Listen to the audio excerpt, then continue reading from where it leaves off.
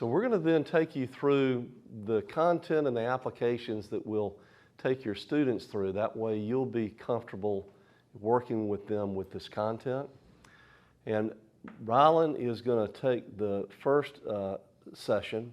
He's going to facilitate and take us through kind of the business idea generation phase, you know, thinking about starting a business. So Rylan, thank you for doing that, and I'll kind of scoot over and give you. All right. Good morning, everyone. My name is Rylan, and today I'm going to be discussing to you guys, let's think of this in a way that you're sitting in the seats as a student. So I'm going to speak to you guys just as I would the students. These topics may be somewhat simple for all of us here because we all have experience in this field, but for the students, they may not have as much experience there. So, as I said, today I'm going to be talking about how to come up with a business idea. First and foremost, the very first thing that you need to focus on when coming up with a business idea and starting your own business is establishing a good mindset. Each person that is sitting in this room today, you have been chosen to be here for a reason. Your teachers see something special inside of you. They see a fire lit up inside of you. Each of you are difference makers, you're leaders, you're ambitious, and most importantly, you're willing to chase your dreams. There's a beautiful quote by a very wise woman by the name of Eleanor Roosevelt. She was the first lady of President Theodore Roosevelt, and this is a quote that I read a long time ago, and it just really spoke to me. And it says, "The future belongs to those who believe in the beauty of their dreams." And that quote is just, it really hits home for entrepreneurs and business owners because chasing your dreams isn't always easy. Whenever you chase your dreams, you have to step out of the norm. You have to set yourself apart from other people and be willing to follow your own idea. And I will say, whenever you pursue your dreams, whenever you begin the transition from of having a dream and then turning that dream into reality, you're going to have many hardships. Lots of people may make fun of you. They may say that your idea is never going to work and you're just going to have to persevere through that, because it's through this pursuit of your dreams that you're going to unlock the ability to leave a lasting impact in this world. No person has ever left a lasting impact in the world by being normal, by doing what everyone else is doing. You have to step outside of that and be willing to follow your dreams. And by doing that, by pursuing your dreams, you will be able to create ripples of impact in the world. And there is another quote that I live by this quote every single day because it is just so powerful. And it was said by Mother Teresa, the Nobel Peace Prize winner back in, I think it was 1954.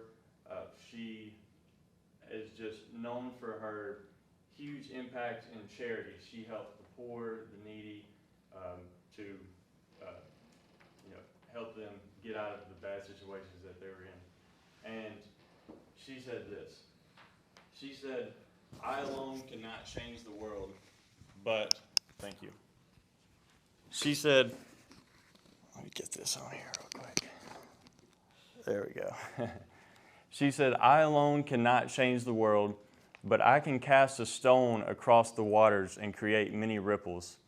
And what that's saying is whenever you decide to take your own path of creating your own business or becoming an entrepreneur, and you decide to chase those dreams, whenever you decide to pursue that path, you're casting a stone out into the waters full of everyone else that's just maybe living a normal life.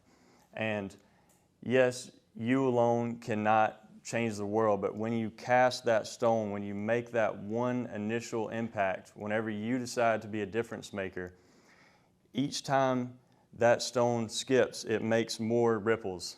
And the beautiful thing about those ripples is each one has the opportunity to affect someone else and inspire them to maybe cast their own stone of impact into the world. And then suddenly, that one decision that you made, the one time that you decided to be a difference maker, it has now impacted hundreds, maybe even thousands of people just from your one decision to step outside of your comfort zone and to make a difference in the world. So, as I said, just very important part of becoming an entrepreneur and starting your own business. It's all about the mindset. You have to be willing to step out and do something for yourself despite what everyone else is saying. So, you're probably wondering why a young man like me is up here talking to you guys about how to start a business, because obviously you're all business minded. You literally teach children how to start a business every day. So I'm here talking to you today because I myself am an entrepreneur. As Dr. Mosley said before, I spent my undergrad here as a biology student, and I really thought I was going to try to become a doctor. And through my pursuit of that, I realized that that is not the path that God has for me, and it has led me into my true passion, and that is entrepreneurship and starting my own businesses.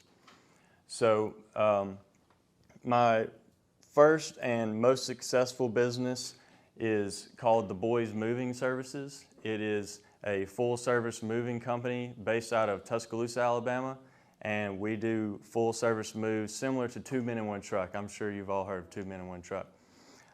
We offer the same exact service, same exact quality, but for a cheaper price and in a more simple way. Whenever you work with 2 Men in 1 Truck, you have to go through so much, like so many processes just to get that job done for you. With the Boys Moving Services, you just have to make one phone call, and that one phone call sets up everything. We can show up the next day. So, anyways, coming up with a business idea, it's not the initial idea that you have. You don't need to come up with an idea. When starting your own business, to become successful, you need to identify a problem, and then you build your idea and your product or your service around that problem. For the Boys Moving Services, my dad's friend, she was moving into this new house, and she had these 4 large storage containers full of all of her belongings, and she had lots of personal things in there, lots of valuable things that she was concerned about, and she wasn't sure if she could trust one of these large corporations that just hire anyone to come and move all of her things into her house. And so she searched for months. She called every single company looking for someone that she thought that she could trust and that would give her a reasonable price to move all of these things. And she could not find a single person. So she resorted to calling my dad because she knew that I'm young, I'm strong, and I'm trustworthy. And so she asked if I could put together a team for her to come and get all of her things moved into her new home safely. So I got my 2 best friends. Their names are Tom and Wesley, and my younger brother, his name's Blason. And I was like, guys, we have been hired to do a moving job. And they're like, okay, great, let's go and do it. And so these guys, like I said, they're my best friends. I grew up with them and my brother. We work together really, really well. We all communicate really, really well. So none of us have any experience doing this. I mean, of course, we've moved things around at our house before, but this was really our first time ever being on a job like this. And I will say, we did amazing. I mean, we worked for 8 hours straight, and we did not leave a scratch on a single piece of furniture. We didn't break a single thing, didn't even touch a wall. So the entire time, I'm sitting here thinking, you know, holy crap, we could actually do this. I mean, this woman, she had a problem. She searched all over the place to find someone that could move her things, and she couldn't find anyone. So I guarantee you, there's a bunch of other people that are having that same exact problem. So I literally went home that night, and I got on Canva. I'm sure you all use Canva a lot. I use Canva a lot. I love Canva. It's the best. Went home that night after the job, after working 8 hours. I was so tired, but I had a fire in me, just like the students that will be at this event, hopefully. Hopefully they have that same fire inside of them, that they're willing to do things like this. So I went home and I made this logo on Canva, and this is actually a picture. This is me, this is Tom, and this is Wesley. My brother didn't make it in the picture, sadly. He's the best, but he didn't make it in the picture. You know, we had a great time on the job, so, you know, we took some nice pictures. And so went home and I made a Facebook page. That's all I did. I didn't register an LLC. I didn't get a business license. I didn't do all these nitpicky steps that everyone thinks you have to do right off whenever you start a business. And yes, of course, I'm not saying you shouldn't do those things. Those things are very important and you have to do them. But initially, everyone thinks it's so difficult to start a business, so no one does it. But it is as simple as making a Facebook page. I made the logo, put the pictures, and the very next morning I made our very first post. I said, hey, new moving service in town, trustworthy, or no, hold on, let me think of the exact quote I used. I used stress-free, damage-free, affordable moving services, call us now. And then I gave my phone number. And within 2 days, I have a decent following on Facebook, and then along with my parents and my grandparents, I mean, the first post just blew up. I mean, it probably had 50 shares, so many likes. I mean, so it was awesome. And within 2 days, we were on our first actual job as the Boys Moving Services. There was a couple, they were actually being evicted out of their house, and they didn't have a lot of money, and we offered the cheapest option available. So they called us and we went in, we did that job, and it went absolutely great. So from there, we got quite a few more jobs, and then it was time to scale. So I started running Facebook ads, and through these Facebook ads, I used the same general simple post, the stress-free, damage-free, affordable moving services.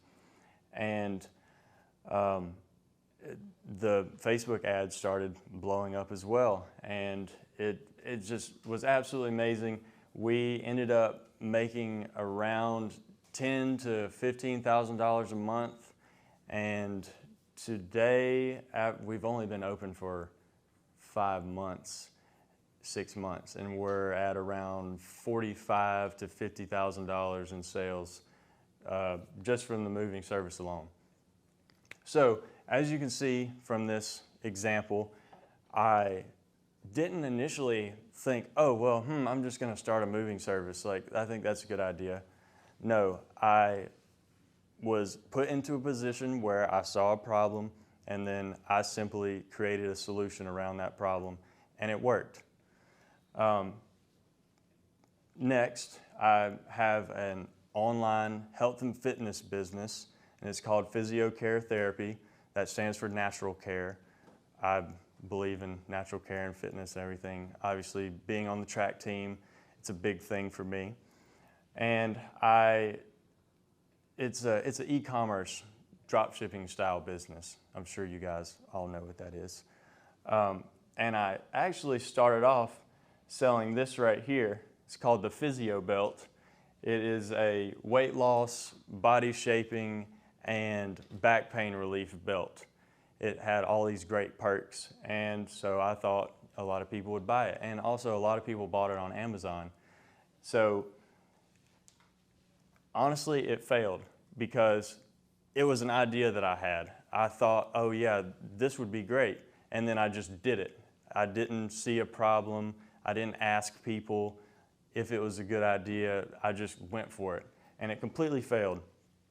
But as an entrepreneur, and after we've established the mindset that you have to persevere, you can't give up, you have to continue trying, and eventually you'll figure it out. I was at a track meet. This was last year. It was around last January. I was at a track meet. And you know, I'm already in the entrepreneur mindset. I'm constantly looking for problems, thinking of ways I can solve them. And so at this track meet, I noticed that a lot of people were carrying their backpack, a duffel bag, and then they had this big inconvenience on their right arm.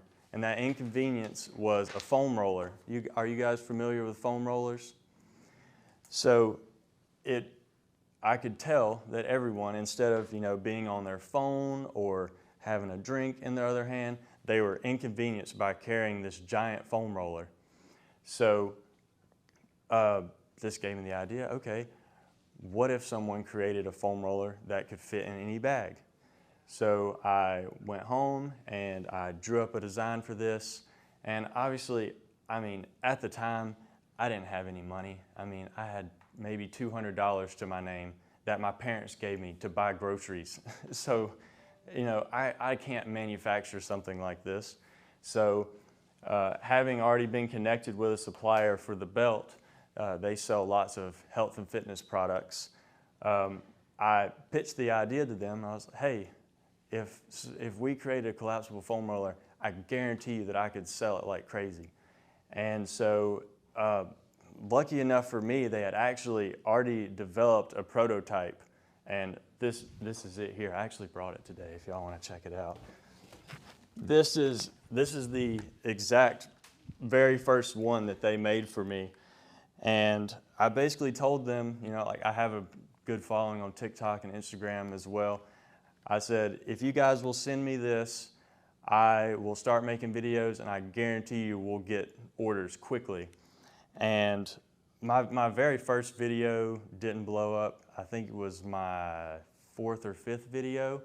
It was like 1.5 million views, 500,000 something likes, and immediately I sold 200 of these things just off of one video.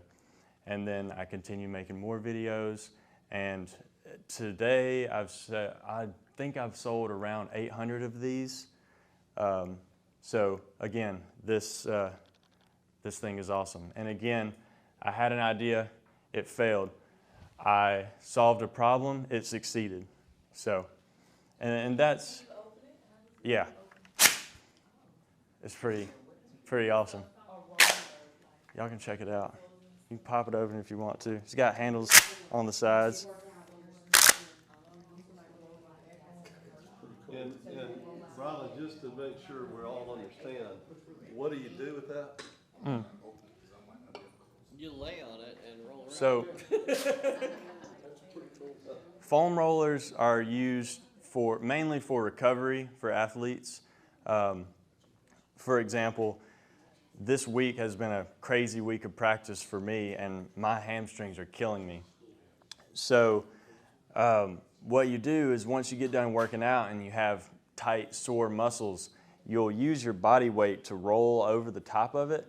And this one's actually better than any other foam roller because it has these extended, each one of the little lightning bolt things stick out, and it provides an acupuncture massage, which increases blood flow to those muscles that you're rolling out on top of.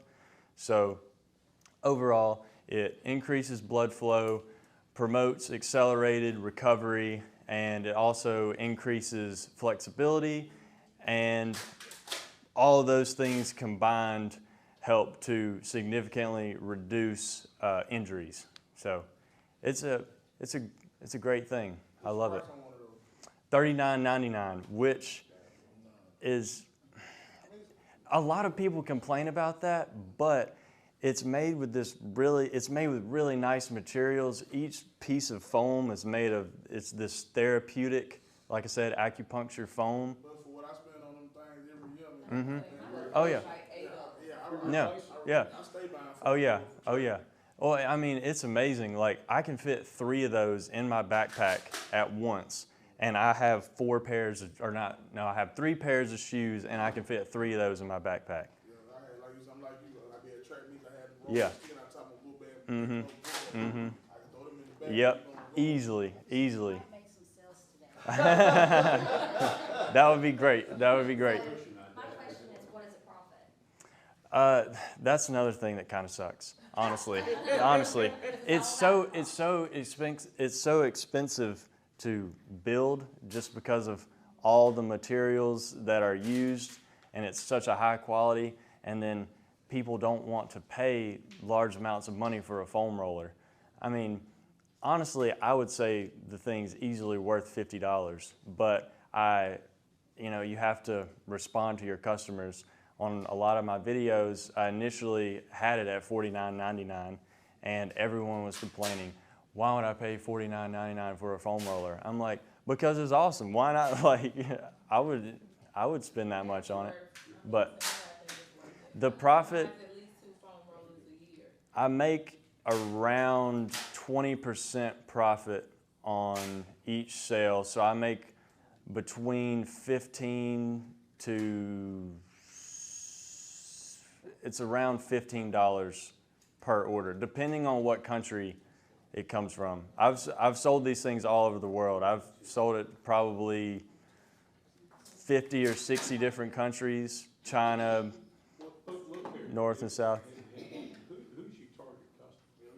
Athletes. Okay, well, look, I would target them, but I'll tell you who I would target. I would target coaches. Okay, I would go to coaches association meetings, and I'm telling you right now, as a former coach, that would sell like wildfire. People would buy it like crazy. I'm telling you right now. You got coaches. Okay, I'll be quick. I'll be quick. Imagine this too. If I was still coaching, I'd buy that right now. Yes, sir. Would downsizing the size of it, and as far as like material, would that even help the cost? Reduce the price? Yeah, reduce the price. It would. It definitely could be smaller, for sure. I mean, you can go a little bit smaller with that. Yeah. It's big, but I mean, the actual product itself, it works. Yeah, Like, it's so durable. Like, the cost for you is for making, you can make the actual product smaller to reduce the cost of you, so you get back on return. all right. Well, awesome. I need to get some of y'all's numbers. I obviously need some help here. There are coaching associations in every state. They're also on the city and county level. They're within sport. I mean, Yeah, if I could get it in front of a bunch of different, like, football, basketball teams. If you can get somebody with a license with that, you'll take off. I can even print logos on it, like across the handles, just easily. University of Alabama. There comes in a lot of different colors. The red one, Alabama. I mean, get the whole Alabama athletic squad to buy a bunch of them. It would be awesome. So I've taken too long on this slide. So let's keep it going. So long story short, I'm showing the students I'm young. I'm not the smartest person in the world. I don't have hardly any experience, but if I can do it, so can you. So let me teach you how. So, as we discussed, it's not about coming up with an idea. It's all about identifying a problem. So, first and foremost, what we need to do is we need to discover an industry that is full of paying customers. For example, the fitness industry worked well for me. The moving industry also worked really well. But for today's example, we're going to be talking about the pet supply industry. because the pet supply industry is absolutely blowing up right now. As you can see, I think I have oh yeah, you can't even see it. But back in 2009, the pet supply industry was making $45 billion a year, and then that price doubled in 2018, and then in 2021 it was at $109 billion per year, and by 2040 the pet supply industry is projected to hit over $350 billion per year. So that is clearly a good market to get into, first and foremost, which is insanely important. It's great to get into a business that you're passionate about, but you have to weigh your odds. I mean, at the end of the day, you start a business to make money, not to have a great time by yourself. So you want to get into an industry that has lots of paying customers. And for today's example, as I said, we're going to go with the pet supply industry. Next, what we want to do is we want to pull information out of potential customers. We don't want to push anything on them. We don't want to go into a casual conversation with a customer just with an idea already on our mind and then ask them questions like in the pet supply industry, say, well, do you hate that your dog smells bad? Like, okay, yeah, obviously everyone hates that their dog smells bad. But you want to go in and just spark a super casual conversation with potential customers. And you could start with a super simple question like, do you have a dog? So, I mean, do any of you guys have dogs? A few people have dogs? All right. So I would go up to you and I would say, hey, you know, you look beautiful today. Do you have a dog? And you'll say, yes. I'm like, okay, cool. Well, what's something that you dislike about your dog? And then maybe you would say, well, I can't stand when he misbehaves. I can't stand when he's barking all the time, and he bit my son the other day. His misbehavior is terrible. Okay, all right, I understand that. I can't stand when my dog misbehaves either. Well, what's something else that you don't like about your dog? Well, I don't like that he sheds, and yeah, I just have to constantly clean up all his hair. I'm sweeping every single day. It's so annoying. Okay, yeah, I understand that. Well, maybe what's one more thing you don't like about him? Oh, actually, you know, the thing that I dislike the most, this is something he may say, the thing I dislike the most is I cannot stand cleaning up after my dog whenever I take him on walks. It's just so nasty, and like, I'm a germaphobe, so it's gross. I wish there was some way that, I wish there was a more sanitary way that I could clean up after my dog. I was like, okay, great. So now we have 3 potential problems that are in the dog pet industry that we could solve. But one person's problems are not enough to validate an entire business or to start an entire business on. So what we need to do is validate the issue by maybe going to talk to 10 more people, okay? So now we go have the same exact conversation with 10 other people. From those 10 conversations, say we arrived at these results. I know y'all probably can't see this from here, but from our 10 conversations, 3 people complained about misbehavior, 5 people complained about cleaning up after their dog on walks, and 2 people complained about shedding. So now, within our industry, we have found a major problem that lots of people are having and that lots of potential customers would pay for a product to have that problem solved. And that leads us to the next part of our journey here, and that is actually solving the problem that you've discovered. So now that we've identified a major problem, it's time to generate product ideas that will provide an effective solution. So we found from the chart that dog owners' main concern, main problem is that they don't like cleaning up after their dog going on walks because it's nasty, it's unsanitary. And if you think about it, there's lots of old people that own dogs as well. And old people, I mean, they can't really bend down to clean up after their dog. So we're thinking of something that combines the aspects of one of those like reacher grabber tools that people use to grab things out of tall cabinets that they can't reach, or something that older people use to grab things. And we're wanting to combine that with some form of pooper scooper. And lastly, and this is where this product would be different than any other one that's been created, is having a trash disposal system on it. So this is just a picture it's the best picture I could find. But basically what you'll do is you can use grocery bags. Maybe that would be a great idea, because then you're recycling as well. You simply just pull the grocery bag over your scooper and then place the handles onto the trash bag release mechanism.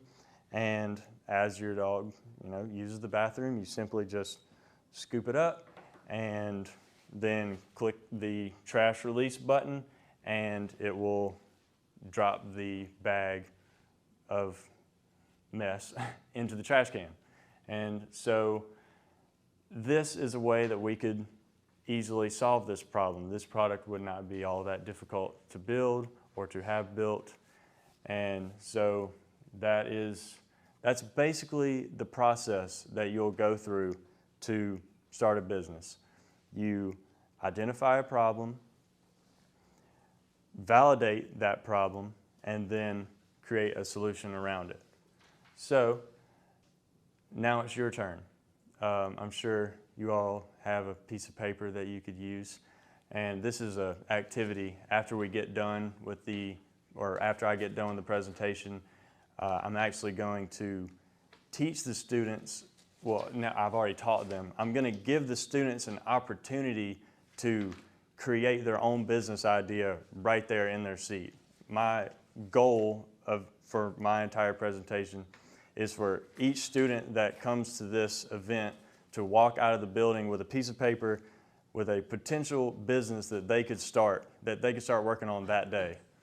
So what they'll do is I'll ask them to identify an industry that they are both passionate about, but that is also full of paying customers. Because as we said before, it's not all about your passion.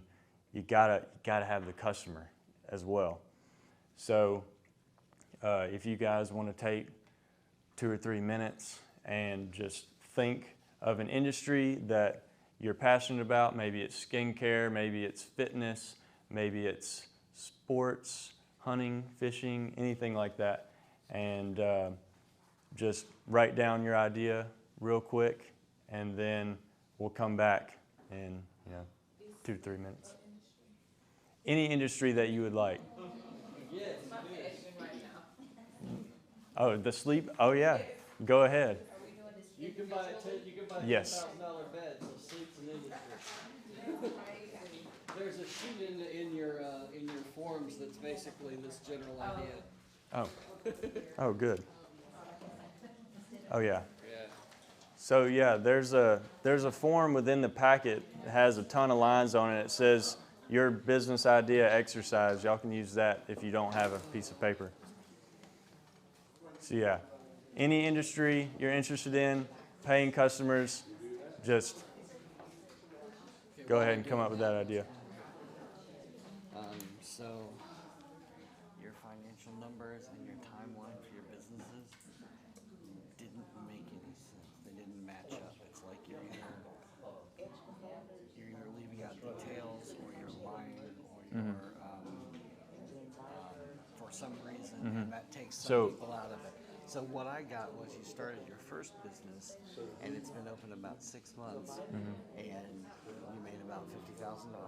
and then you started this other business that since the beginning of the year has made all this other money, which is way more than 6 months ago. The beginning of the year, that's January, February, March, April, May, June, July, August, September. So that was So- 9 months, and you started it before you started your first business. So I did screw up there because I started PhysioCare first. Okay. Well, you have to be careful when you say these things because some people, well, once you do that, some people be like, well, he's lying. This Yeah, is yeah. bullshit. I know that's not the case. Yeah. But you have to think about that. Okay. So as far as the timing, I don't like need to know whenever- the answer. Just when you present it, Okay, it has to be okay. consistent. okay, yes, Now, sir. if you're not internally consistent in your presentation, then People, people sort of, even if they don't consciously notice it, they subconsciously notice it, and then they're like, yes. yeah, I don't know about. You spend a lot of time on you. Yeah. You know that. Yeah. But notice what happened in the room when you bought out the toy. And you can go back and look at the video. Now there's good to that and bad to that. You just have to know, and if that's the effect you want, then you do it. If it's not the effect you want, you don't do it. Yes, sir. It's really cool that you did it, and you got some good feedback, by the way. And if you're selling these for $40 and you're making a 20% profit, That's not right. that's $8. Yeah, that's not right. So that's Yeah, my and quick the math numbers you was not said right were there. Not close. So you need to know what those Yes, numbers sir. are if you're going to tell people. Yes, sir. Now you can always say Yeah, I that's wasn't not gonna say something we anything share. about it, but they asked, and I just Say, screwed that up. I'm not allowed to. I'm not allowed to, Yeah. to Disclose divulge that. information due to an agreement with my supplier. Okay. You know, because what they really want to know when Yeah. they're asking how much you're making is they want to know what the wholesale cost is. Oh yeah. Yeah. That's what they're really yeah, looking yeah. for. So you just tell me you're not allowed to say. Just you have an agreement with your supplier, it's a confidential Yes, sir. thing, and then you say, but it's worthwhile, or I'm not really happy with it. Both Yeah. of those are Yeah. acceptable. I'm not really happy with it. Now, Honestly. if you go back and watch this video later, notice how your demeanor completely changed when you're talking about your business. You weren't nervous at all. You were Yeah. happy and upbeat. That's what you have to be through the whole thing. Through the whole thing. That'll take some practice. Yeah, yeah. But you've got it in you. Yeah, that was that was, obviously that's what I know the most about, and that's what I'm the most confident and about. it's So. easier to handle that way. This is a note from me. I need to rewrite the section in here that has to do with this because I like the way you framed the business. You find something you're passionate about and then find problems within it instead of the overlap thing. Yeah, yeah. The way you said it is better than the way I say it. So I'm going to change that to make, that all goes together to make Okay. customer discovery central. And then now, this also was a little weird. You talk about in the dog thing, well, we just can't start a business based on one person's opinion. Previously, you started a business based on one person's problem. That's true. That's true. I did do that. So you I either did have to say you did market research for the moving company, or you have to make an account for that somehow. Yeah, Because that's those two things that's a don't good match catch. up. That doesn't match up at all. Gosh. You're like, you can't do this. It's what I did. It's but exactly don't what you I do it." did, but don't do it. Yeah. So you'll need to work on that. Okay. All right. But good job so far. Thank you. Thank are you. Gonna need to Speed it up. Yeah. Well. Yeah. Okay. So All right. Good. All right. Does everyone have an industry? Sorry, took a second. Not raising my hand if you ask for people to say. No, you don't have to. Okay, so with your industry that you've thought of, if you can now go and think of 3 to 5 potential problems that people in this industry might have.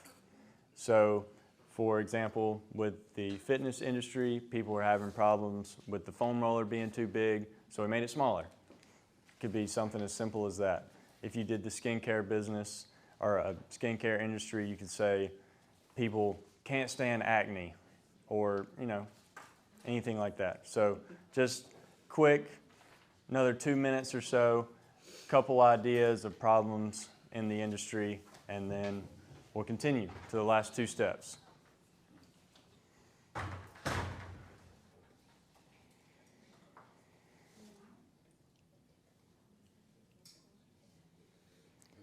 But yeah, thank you. No problem. Thank you for all that. I want to make this better for you. Yeah. Make it easier. Yes, sir. And you'll do good.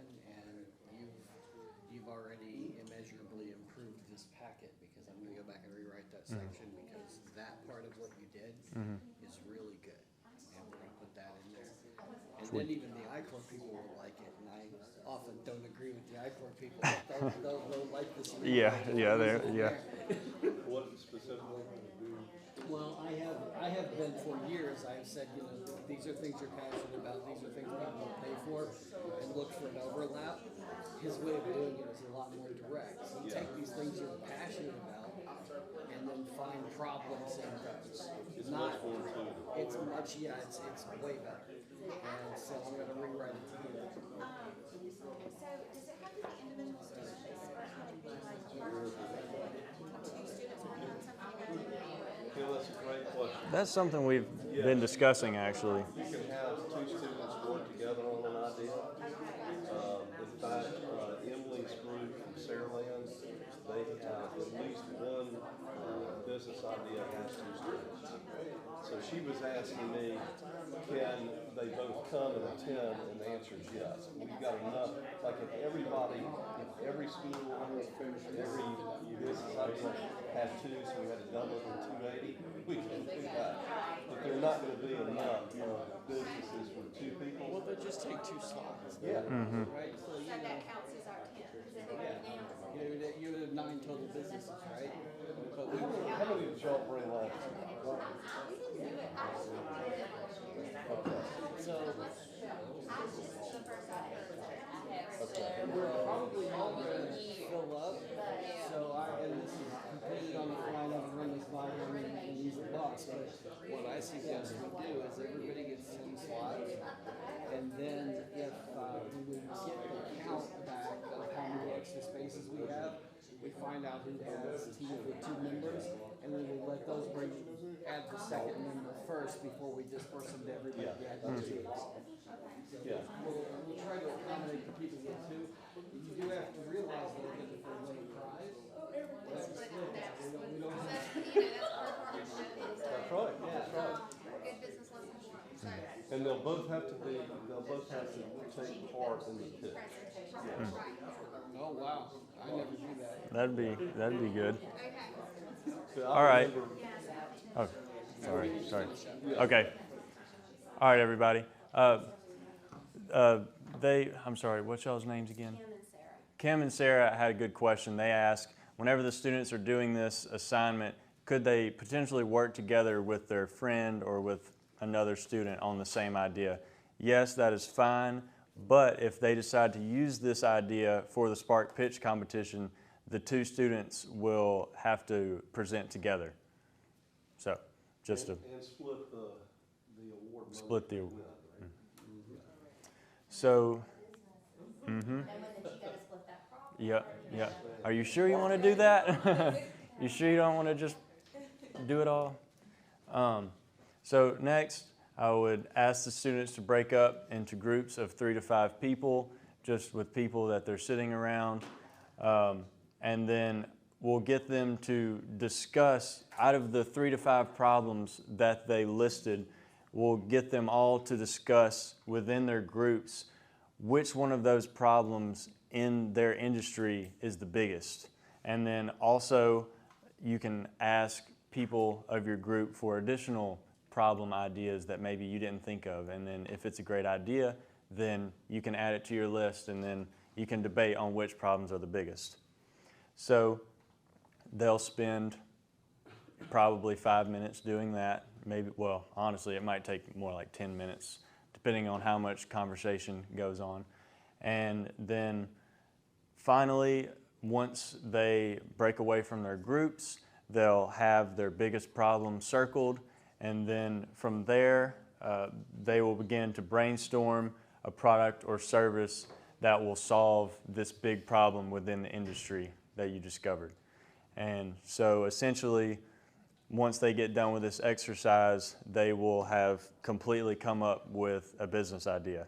And maybe it's not the idea that they're actually going to pursue and that they're going to follow after, but now they understand the process. It's a very simple process. This is something that they could do every single day until they came up with something that they were really excited about, something they were really passionate about, and something that would hopefully make them a lot of money. So that's all that I have for you guys today. Thank you so much for listening.